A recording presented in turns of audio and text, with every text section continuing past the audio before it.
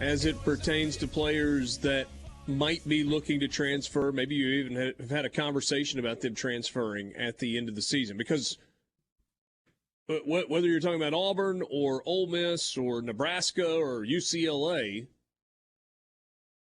if you're talking about a scholarship player, you are currently paying for that young man's room, board, tuition, books, medical care, training support, food, cost of living stipend. You got a lot invested there. And asking that young man to play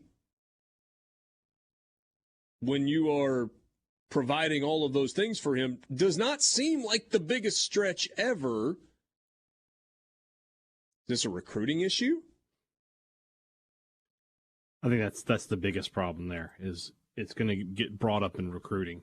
It's going to be brought up as, he doesn't care about his players. He only cares about himself. Right or wrong, that's how it's going to get spun. I do like this. And while understanding somebody like Bullock that you mentioned or Altmaier, guys that are not going to play, and having that conversation and understanding that Ole Miss doesn't need Kentrell Bullock, with all due respect to the young man, I'm sure if he decides to transfer, he'll be a good back somewhere because he's got the physical tools to be that. He's just not Zach Evans or Quinshad Judkins. Nobody really is.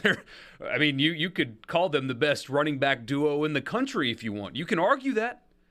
So it's not a shot at him. It's just reality.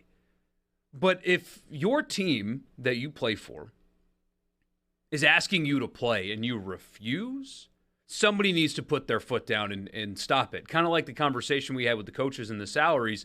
A lot of this stuff that's going on in college football could be prevented by adults in the room putting their foot down and saying enough. If I'm asking you to play, if this team needs you to play and you say no, this team doesn't need you at all. Go. I actually like the precedent that sets. And I hope that's maybe with kids today and the way recruiting works, maybe it's a bad strategy. But Brian Harson's going to be a head coach again. And I think this actually sends a message. It's one that I'm sure you guys were taught growing up. I know my dad would say the same thing. I was on a baseball team right around the time when I learned that I didn't really enjoy playing baseball like I did football and other stuff that I was doing as a kid. I told my dad I wanted to stop. I want to quit. I don't want to play baseball anymore. I'm bored. I don't like it. He said, "You're finishing the season." I mean, how many times have you out there listening had that conversation with your kid or had a dad have that conversation with you? You made a commitment. You're finishing the season. When the season's over, then we can start talking about other things. That's exactly what he made me do. And I caught for the team for the rest of the year. I was catcher. And I played, and when that season was over, I was done with baseball. That's essentially what Harson's doing here. You made a commitment to this team. You're not going to hang around with your bad attitude looking to go somewhere else. Go ahead on. It's a good lesson. It's a shame that can even be taken as anything other than the right thing to do. If your team needs you and you say no, go. Get out. Don't be a part of it anymore. Are these guys playing, though? I mean, the guy, Landon King, he has one catch on the year. How many games has he played in? How vital a cog is he? Yeah. I mean, so he's a receiver. It's not like Auburn needs him anyway. Yeah, I mean, if you put him in at this point, are you doing so just out of spite to burn a year? Yeah. Which seems unlikely. There is, I suppose, another layer to this. You had the SEC teleconference earlier today. He said to a reporter, "I don't know what report you're talking about." And the follow-up was, "There's a report saying you are allegedly denying red shirts to players if they aren't medical. What's the truth with that, if anything? And as a follow-up, what's the overall process when you do come up with those decisions?"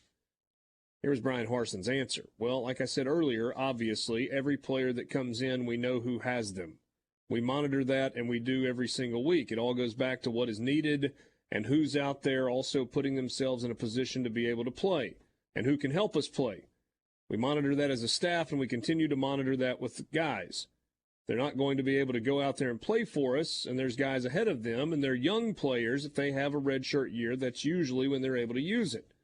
But overall, every guy that comes in here, they're coming in here to play. That's what we go through every single week. What is the plan, and how do we utilize our players to help us and their teammates to be successful and go win ball games?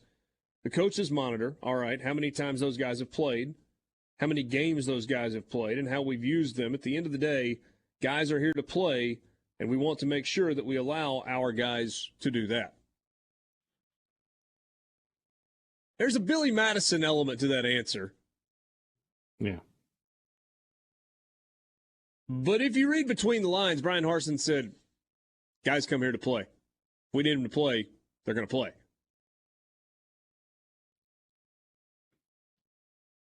We keep up with how many games guys have played in. We understand what the stakes are. But we brought them here to play football. And they came here to play football. It's not our job to protect kids that aren't going to stay in our program. That's the biggest issue right there, right? Is that however you spin this, these players are going to Harsin and saying, I'm not going to be at Auburn next year. So it comes almost like, well, then what do I care about you kind of thing? Sorry, you're walking out on me, I'm walking out on you. Our relationship is no longer. So, I mean, it feels like a breakup, but there's some sour grapes on the players' end.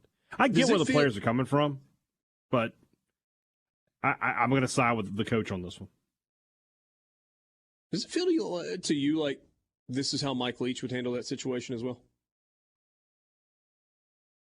I don't know. I mean, Leach, he ran off a lot of guys that first year, and I don't recall any of them staying till the to the end. And then I'm trying to remember. I'm sure some of them did. It's not that it didn't happen. Leach is kind of an old school guy. He might be of that mindset. I guess, not necessarily saying quit, but not responding well to a conversation if a player were like, hey, when this year's over, I'm probably moving on. If you could help me preserve my red shirt, it feels like Mike Leach might say, if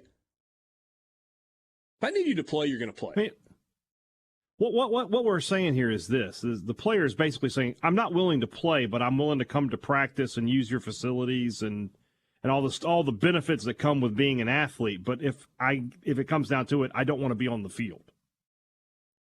I can understand why a coach would say yes. No. Yeah. Maybe it's a maturity level with how a player approaches the coach as well. Hey, coach, I'm smart enough to know this, and obviously you know that I'm not playing. I get that this isn't the right spot for me. I'll do anything you need me to do in terms of helping the team get ready, operating on scout team, whatever. But if I can avoid playing in more than 4 games so that I can preserve a year of eligibility, I really want to play football. I just recognize that it's probably not going to be for you based on what's happening. To me, that's a really mature way to have that conversation, as opposed to, you're not playing me. Don't you dare put me in the game at the end. Because we're getting our butt kicked or we're kicking somebody's butt. I don't know. Yeah, there's ways to go about it that make it better, but it's almost like every difficult conversation in life, right? There's a good way to have a hard conversation. Yep.